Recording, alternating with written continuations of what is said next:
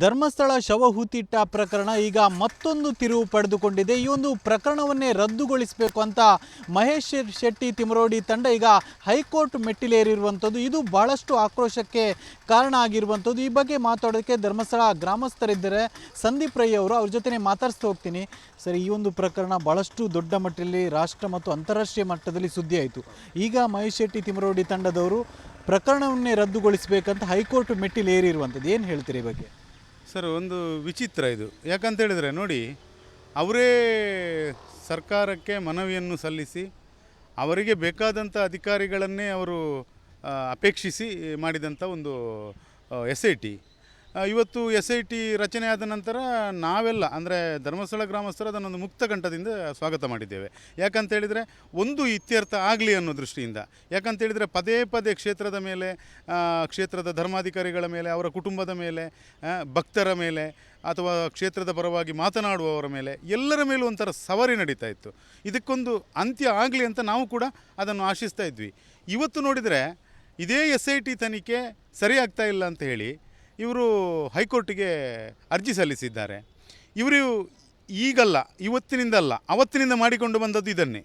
ಏನು ಅಂತೇಳಿದರೆ, ಇವರಿಗೆ ಪೊಲೀಸ್ ಇಲಾಖೆಯ ಮೇಲೆ ನಂಬಿಕೆ ಇಲ್ಲ, ಇವರಿಗೆ COD ತನಿಖೆಗಳ ಮೇಲೆ ನಂಬಿಕೆ ಇಲ್ಲ, ಇವರಿಗೆ CBI ನಡೆಸಿದಂಥ ಹಾಕಿದಂಥ ಚಾರ್ಜ್ ಶೀಟ್ ಇದ್ರ ಮೇಲೆ ನಂಬಿಕೆ ಇಲ್ಲ. ಇವರಿಗೆ ಯಾವುದ್ರ ಮೇಲೂ ನಂಬಿಕೆ ಇಲ್ಲದವರು SIT ಮೇಲೂ ಇವಾಗ ನಂಬಿಕೆ ಇಲ್ಲ. ಇದನ್ನು ನಾನು ಅವತ್ತೇ ಹೇಳಿದ್ದೆ, ಇವರು SITಯನ್ನು ನಂಬೋದಿಲ್ಲ ಅಂತ. ಯಾಕಂದರೆ ಇವರ ಬುಡಕ್ಕೆ ಈಗ ಬರ್ತಾ ಇದೆ ಅಂತ ಇವರಿಗೆ ಅರಿವಾಗ್ತಾ ಇದೆ ಅಂತ ಅನಿಸ್ತಾ ಇದೆ ನನಗೆ. ಹಾಗಾಗಿ SITಯನ್ನು ರದ್ದು ಮಾಡಬೇಕು ಅಂತ ಹೇಳಿ ಈ ಥರದೊಂದು ಮಾಡಿದ್ದಾರೆ. ಆರಂಭದಲ್ಲಿ ಹೇಳ್ತಿದ್ರು, ನಮ್ಮ ಹತ್ರ ಒಂದಷ್ಟು ದಾಖಲೆಗಳಿವೆ ಪೂರಕವಾಗಿ, ನಾವು ಯಾವಾಗ ಬೇಕಾದರೂ ವಿಚಾರಣೆಗೆ ಹಾಜರಾಗ್ತೀವಿ ಅಂತ. ಆದರೆ ಈಗ ನೋಟಿಸನ್ನು ನೀಡಿದರೂ ಕೂಡ ಅವರು ವಿಚಾರಣೆಗೆ ಹಾಜರಾಗ್ತಾ ಇಲ್ಲ. ಎಲ್ಲೋ ಬಂಧನದ ಭೀತಿ ಕಾಡ್ತಾ ಇದೆಯಾ ಅಂತ? ಅಲ್ಲ, ಸಹಜ, ಅದು ಕಾಡಲೇಬೇಕು. ಯಾಕೆ ಗೊತ್ತಾ ನೋಡಿ, SIT ವಿಚಾರಣೆಗೆ ಇವತ್ತಲ್ಲ, ಈಗ ನೀವು ಹೇಳಿದಂಥ ಹೆಸರುಗಳನ್ನವರು ಎಲ್ಲರೂ SIT ವಿಚಾರಣೆಗೆ ಹೋಗಿದ್ದಾರೆ. ಆವಾಗ ಆಗ್ತಿತ್ತು ಅವರಿಗೆ, SIT ವಿಚಾರಣೆಗೆ ಹೋಗ್ತಿದ್ರು, ಕರೆದಾಗ ಹೋಗ್ತಿದ್ರು, ಬರ್ತಿದ್ರು. ನಾವು ಕೂಡ SIT ಕಚೇರಿಗೆ ಹೋಗಿದ್ದೇವೆ, ಕೆಲವೊಂದು ದೂರುಗಳನ್ನು ಕೊಡಲಿಕ್ಕೆ ಹೋಗಿದ್ದೇವೆ. SIT ಕಚೇರಿಯಲ್ಲಿ ನಾವು ಕೂಡ ಹೋಗಿ ಬಂದವರೇ. ಆದರೆ ಮಧ್ಯರಾತ್ರಿ 1 ಗಂಟೆಗೆ ಕರೆದರೂ ನಾನು ಹೋಗ್ತೇನೆ ಅಂತೆಲ್ಲ ಹೇಳಿದವರು ಇವತ್ತು ಒಂದು ವಿಚಾರಣೆಗೆ ಕರೆಯುವಾಗ ಯಾಕೆ ಬರ್ತಾ ಇಲ್ಲ?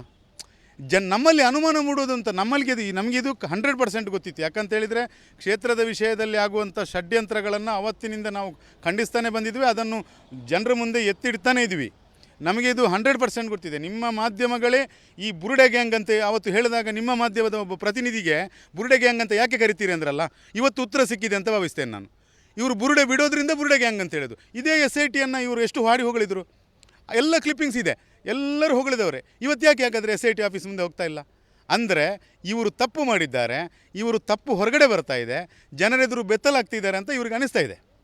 ಆ ಕಾರಣಕ್ಕಾಗಿ ಇವರು ಇವತ್ತು SIT ತನಿಖೆಯನ್ನೇ ನಿಲ್ಲಿಸಿಬಿಡುವಂಥ ಪ್ರಯತ್ನಕ್ಕೆ ಬಂದಿದ್ದಾರೆ. ಅಂದರೆ ನಮ್ಮ ಒಂದು ಸಾಮಾಜಿಕ ಅಥವಾ ಒಂದು ಪ್ರಜಾಪ್ರಭುತ್ವದಲ್ಲಿ ಏನೆಲ್ಲ ಅವಕಾಶಗಳಿದೆ ಅದನ್ನು ಬಳಸಿಕೊಂಡು ಏನು ಮಾಡ್ಬೋದು ಅಂದರೆ ಒಳ್ಳೆ ರೀತಿಯಲ್ಲೂ ಮಾಡ್ಬೋದು. ಅದೇ ಅವಕಾಶವನ್ನು ಬಳಸಿಕೊಂಡು ಒಂದು ಸಮಾಜವನ್ನು ದಿಕ್ಕು ತಪ್ಪಿಸುವಂಥ ಕೆಲಸ ಕೂಡ ಮಾಡಬಹುದು ಅಂತ ಇವರು ಪ್ರೂವ್ ಮಾಡಿದ್ದಾರೆ ಇವತ್ತು. ಇದು ಗ್ರಾಮಸ್ಥರಾದಂಥ ಸಂದೀಪ್ ರೈ ಅವರ ಮಾತು. ಕ್ಯಾಮ್ರಾ ಪರ್ಸನ್ ದಿವಾಕರ್ ಪದ್ಮಂಜು ಜೊತೆ ದಿನೇಶ್ ಕಾಶಿಪಟ್ನ, ರಿಪಬ್ಲಿಕ್ ಕನ್ನಡ, ಧರ್ಮಸ್ಥಳ.